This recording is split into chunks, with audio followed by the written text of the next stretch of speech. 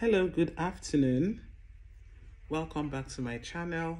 I am Dr. Ogechi Sylvia Eze, also known as the Soprano Doctor, and today I want to talk about breastfeeding and the benefits of breastfeeding.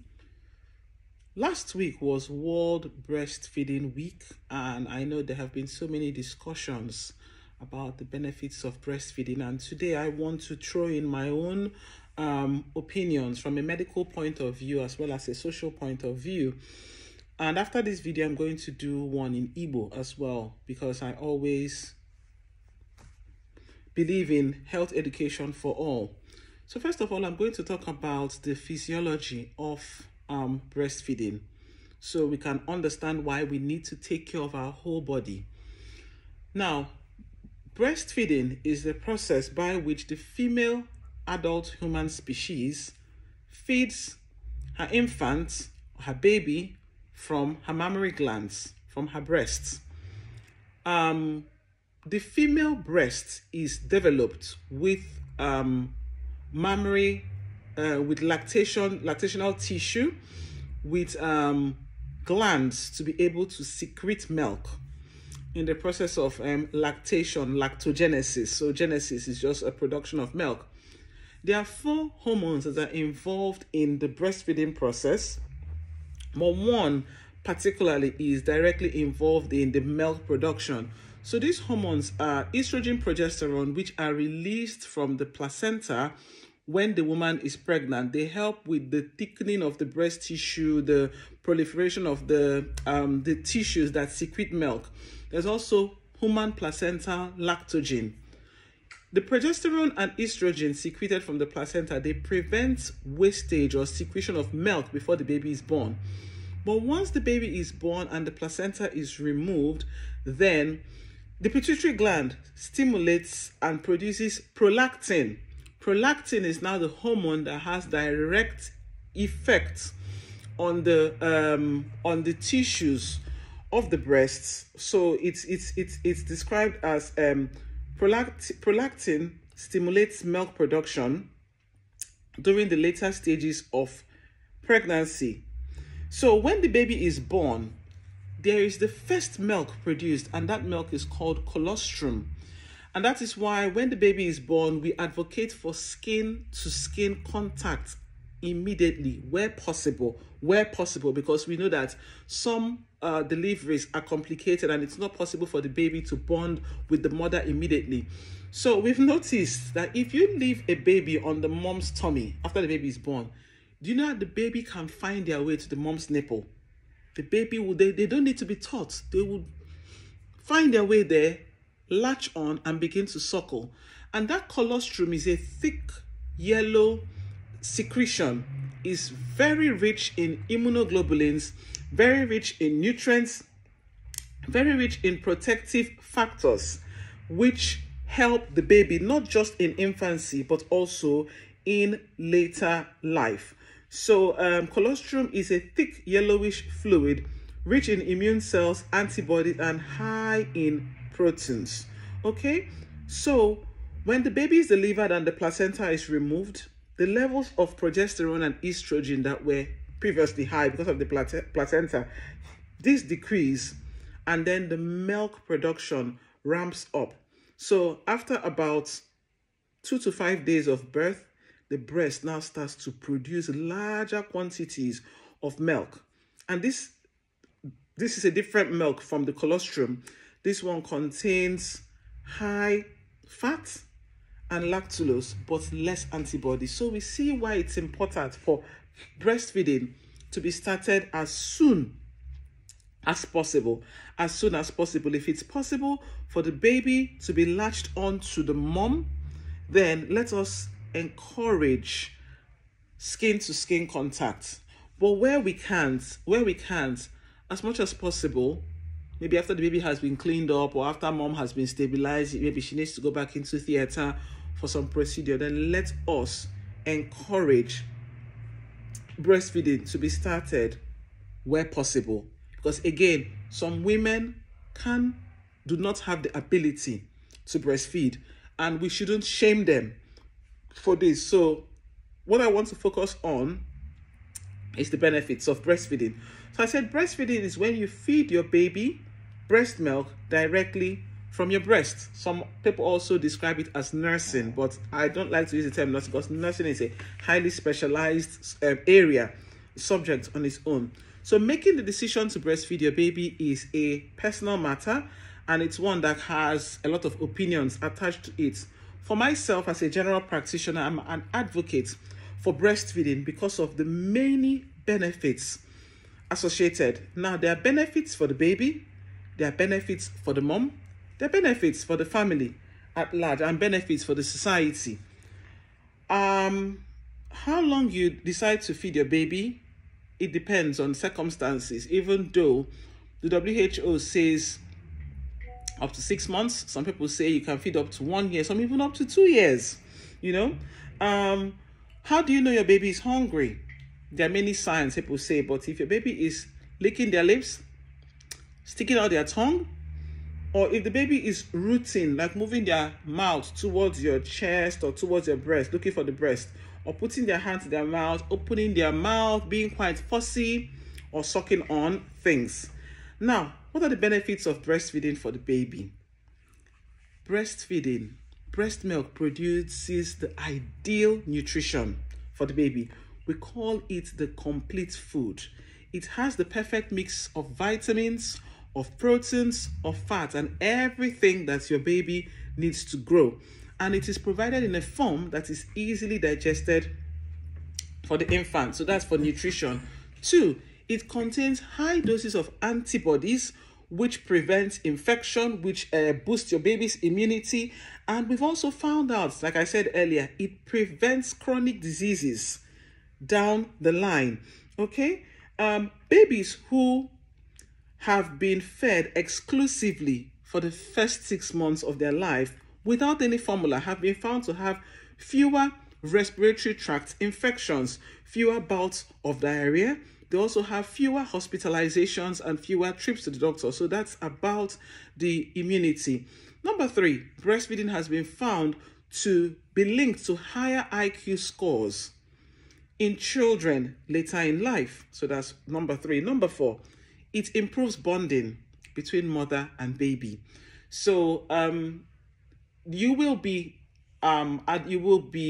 put through the process of breastfeeding. It's not as easy as we say it is. Some moms struggle, even second-time moms, third-time moms struggle because every delivery, every pregnancy, every birth process is different. So with breastfeeding, we advise new moms to please look at your baby, even old moms, look at your baby, look in their eye, bond with them as much as possible. That bonding, that closeness, that feeling of being safe is so helpful for the child to feel secure and develop well. Number 5, breastfed infants are more likely to gain the amount of weight as they grow rather than becoming overweight.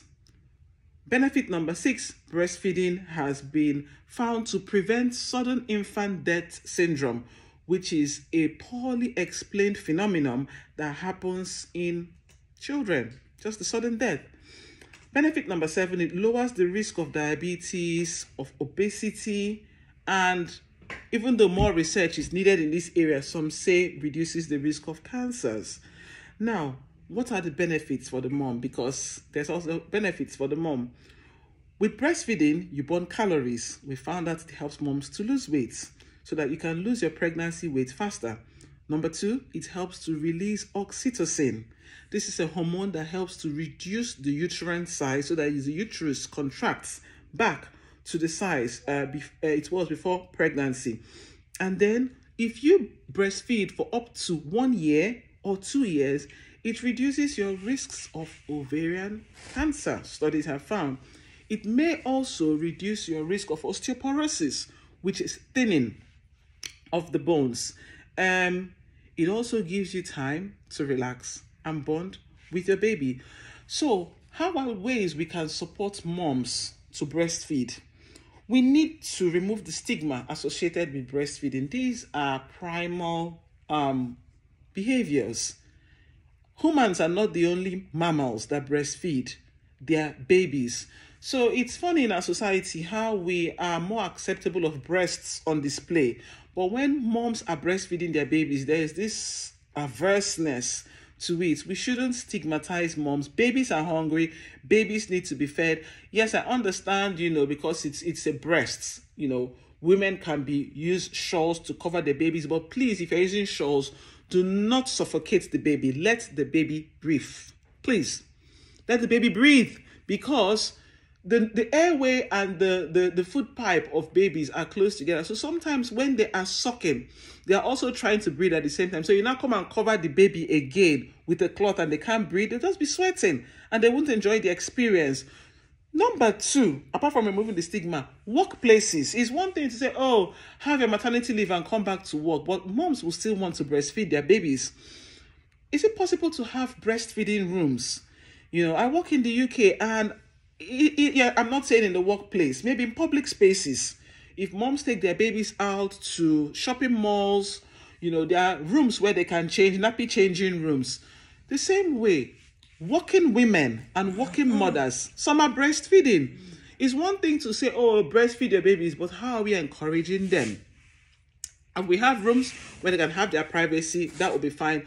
Number 3, if you really need to go back to work, your baby has gone back to your baby is now in a nursery, can we make the breast pumps affordable? You can see very expensive breast pumps, and they're like, oh, I can't afford this. What can I do? But I want to express breast milk, because there's an option of expressing breast milk. Some people store them in the freezer. You can bring it out and thaw it. So there are manual pumps, there are mechanized pumps, but in our part of the world, I'm in Nigeria at the moment, like now, we do not have electricity and you need to express this breast milk. There are mechanized pumps as well. And then number 4, families support the woman. In my culture, when a woman has had a baby in Igbo land, we have a culture called Omugwo, where the mother of the new mom or the mother of the woman who has just put to bed is around, and they help with all the activities. Mom is there to eat, sleep, relax, have her mood back in order, and that helps her to lactate. That helps her to bond with the baby. I remember then when my younger ones were born, we would just take the babies to my mom when they are crying, and she'll breastfeed, and then we will now be the ones to carry the baby until the baby sleeps. So the family also has to play a role in helping the mom. And that's where I say breastfeeding helps to bring families together, bond families. I used to be so fascinated then watching my mom breastfeed my younger sister. I'd be like, hey, is this sweet? And it was a time for me to learn from my mom and to see how my sister would look at my mom and smile as she's breastfeeding and giggle and gurgle and have that satisfied burp. That was a very nice thing to witness. So, support moms who are on maternity leave. Can we pay them? Because imagine a woman is on mat leave and she's not earning, she's stressed, and you expect her to express breast milk. How is it going to happen? We need to support them. So this breastfeeding week, can we put it into consideration? Ways we can support our moms, support our new dads, support the babies, support the families, support the working moms, so that breastfeeding would become a norm. Mothers can be encouraged. And one thing I want to make mention of, most women, not really most women, some women have difficulties with breastfeeding. Like I said, if there was a complicated delivery, if it's a woman who has had inverted nipples, then there are women who have had surgical removal of their breast, mastectomies. They are not able to breastfeed. Some, when they start breastfeeding, they come down with a common infection of the breast called mastitis. And this happens when maybe while the baby is breastfeeding, the breast develops cracks, and bacteria gets into those cracks and causes infections.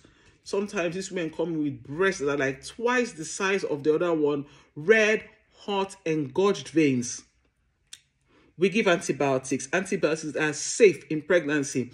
And we advise moms to continue breastfeeding. Continue breastfeeding if you're not able to express the milk so that the breasts do not get engorged and painful. If it turns out that there's an abscess that has formed there, then there now needs to be a surgical approach to the management of this abscess.